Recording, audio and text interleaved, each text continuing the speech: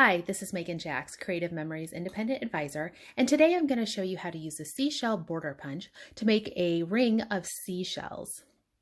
We're going to be using the jumbo circle template from the custom cutting system along with the red blade.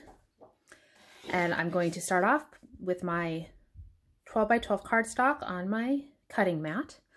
I'm going to line up my jumbo circle template, center it as best as possible, and I'm going to use the red blade. Using the red blade in the outside ring,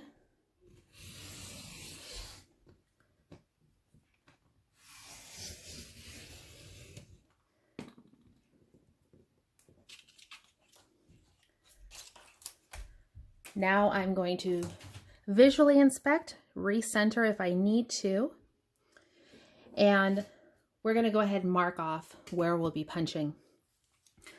The trick with these standalone border punches, which is a little bit different than the Border Maker cartridge, is for the outer ring or outer track, when we use our red blade in the outer track, we're actually going to use the 0, 30, 60, and 90 degree, the 30-degree increments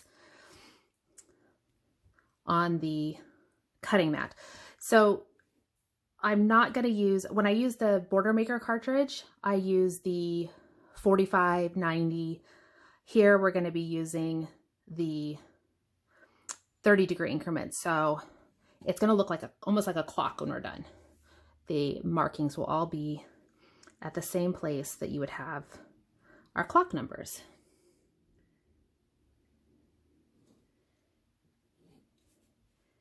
I have one more set to do. And I like to mark off my places. It gives me consistent results every single time. So as you can see, I've got noon, 1, 2, 3, and so forth.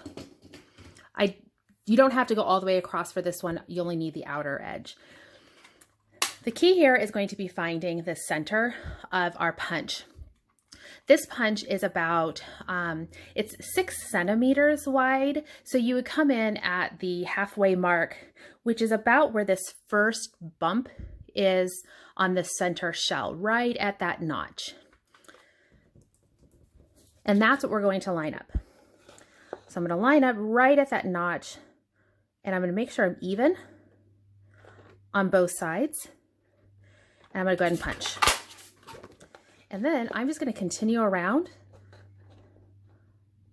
lining up at that bump, making sure I'm even, and punching.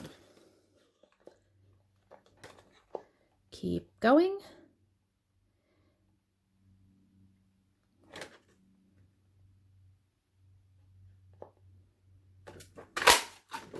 And what you're going to see here is I'm still going to have wedges.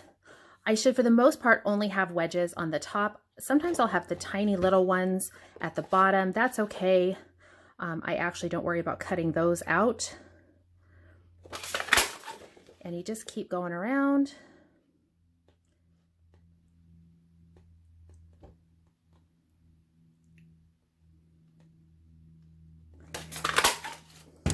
And you would go all the way around, and like I said, you'll have the outer edges, the outer wedges. So what I do to trim these out is I come in and I'm going to mimic the edge of this sand dollar.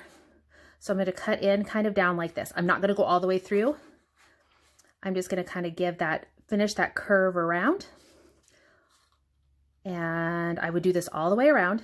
Then I would flip it over. And this is because I seem to cut better in one direction than I do the other. And now I'm going to go ahead and do a little scoop cut and finish off the starfish coming from the other direction. And this is going to end up having a real nice wedgeless effect. And so you can see in my completed sample here that I've cut all those pieces out. And this is what it looks like. So this is a real tonal design that I have started here. I've used beige with the seashell and coral designer paper from the Vitamin C collection.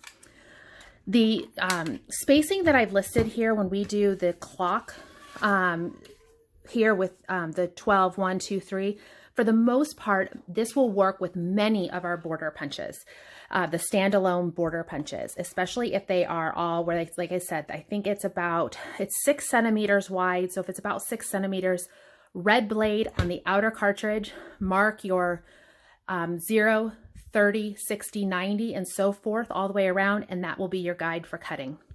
Thanks for watching, and I'll see you soon.